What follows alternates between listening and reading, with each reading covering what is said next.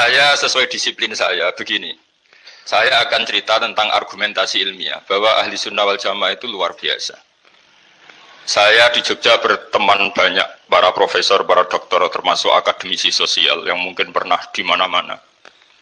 Pernah tanya saya begini, Bapak, kenapa Anda baca kitabnya referensinya luas kok tetap NU katanya. Terus saya bilang, problemnya apa sebagai NU? Biasanya terus mereka mengutip sekian makalah. Kebetulan makalah itu provokatif dan siapapun yang baca makalah itu pasti menjadi NU. Tak jamin ya. Kalau di Jogja misalnya di satu penerbitan saya termasuk di dalamnya. Itu pernah diperbandingkan kitabnya Said Muhammad Mafahim Yajibu Angsohah dengan kitabnya Bin Bas. Judulnya Hadihi Mafahimuna. Biasanya kitab-kitab terjemahan Wahabi itu memang cukup provokatif dan dengan narasi yang memang siapapun yang nggak pernah mondok pasti tertarik. Misalnya begini, cerita bid'ah misalnya. Iyyakum wa muhdatsatil umur fa inna kulla bid'atin dhalalah wa kulla dhalalatin finnar misalnya gitu. Wa kulla muhdatsatin bid'ah wa kulla bid'atin dhalalah wa kulla dhalalatin finnar. Ada yang baca wa kullu bid'atin dhalalah wa kullu dhalalatin finnar. Terus beliau meneruskannya begini, kata Bin Bas. Hadza huwa Rasulullah. Hakama bi annal bid'ah kullaha dhalalah. Terus diteruskan wajar asy-Syafi'i faqasama ila hasanatin wa dhalalatin wa sayyi'atin. Jadi dengan narasi seperti itu orang itu tahu bahwa Syafi'i itu kurang ajar tenan gitu kira-kira gitu. Jadi dia ini Rasulullah yang mengatakan semua bid'ah ini dhalalah, tapi Syafi'i lancang dengan membagi ada dhalalah, ada sayyi'ah, ada hasanah, ada sayyi'ah. Ini aneh katanya. Wong Rasulullah yang nabi saja bilang satu, semuanya dhalalah kok dia bilang dua. Diredaksikan Jaro'a, kira-kira makna sedannya yang lama atau berani. Sehingga orang mesti tanya, kenapa sih tidak ikut Rasulullah saja? Tapi ini satu ilmu, setidaknya ilmu perdebatan, bukan ilmu hakiki, karena kita tidak tahu yang diridhani Allah yang mana. Tapi kemudian Said Muhammad dalam kitab Abu Abdul Faros, juga dalam kitab-kitab beliau, menyanggah itu dengan mengatakan, jika makna bid'ah adalah yang nggak pernah dilakukan Rasulullah, itu salah besar. Terus beliau cerita sekian hal, termasuk yang diceritakan adalah ada seorang sahabat ketika sholat dengan Rasulullah tidak pakai doa mainstream, yaitu ketika itidal sahabat tadi bilang alhamdulillah hamdan katsiran thayyiban mubarakan fi. Setelah itu setelah Nabi habis sholat umul qail, siapa tadi yang melafadzkan itu? Semua sahabat diam karena takut disalahkan. Tapi apa yang dikatakan Nabi? Tidak, saya tidak akan menyalahkan. Saya tadi melihat isna asra malakan. Saya tadi melihat 12 malaikat. Yabtadiruna ayyuhum yaktubu awwalu. Semuanya itu bergegas siapa yang nulis awal. Terus kata sahabat tadi, ha anada ya Rasulullah.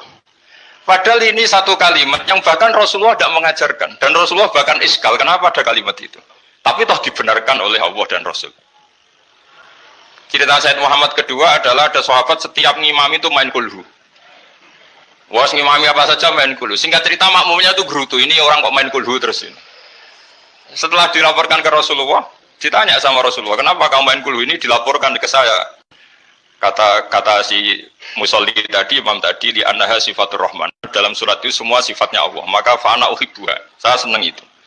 Apa kata Rasulullah? Saya disuruh bilang Allah ke kamu bahwa Allah mencintai kamu karena kamu mencintai kulhu. Terus keterusan sampai sekarang itu orang-orang NU baca kulhu terus itu. Karena sekali baca idza samsu kuwirat mesti kepunting gitu. Tapi artinya itu dibenarkan Rasulullah min ghairi sabqi ta'limin minhu, tanpa ada pelajaran dari beliau. Runtuhlah teori bid'ah bahwa bid'ah adalah semua yang nggak pernah dilakukan Nabi, diajarkan Nabi. Nyatanya beberapa kali Nabi membenarkan sesuatu yang belum pernah diajarkan oleh beliau. Masalahnya adalah tidak semua orang baca kitabnya Said Muhammad atau baca tidak paham. Nah, sementara kitab Hadihi Mafahimuna itu diterbitkan secara masif oleh pemerintahan Arab Saudi dan ada terjemahnya lagi, sehingga yang nggak bisa Arabnya bisa terjemahnya. Dengan narasi tadi bahwa Imam Syafi'i dibenturkan Rasulullah itu kan pasti kalah. Redaksinya itu Jaro'a itu wani pakai hamzah. Kedua, saya ingin cerita dan saya tidak bosan-bosan cerita ini sampai mati, saya tidak akan bosan-bosan. Ada kemandirian al-hujjatul balighah dalam diri kita sebagai ahli sunnah. Begini misalnya, kalimat la ilaha illallah adalah kalimat yang orang kafir 80 tahun saja kalau melafadzkan itu menjadi soro mukminan. Lah ini kita tahlil yang sudah muslim hanya karena kalimat thayyibah justru menjadi kafir. Ini kan madzhab aneh. Yang kafir puluhan tahun iyan tahu yukfar lahum ma qad salaf bihadil kalimah.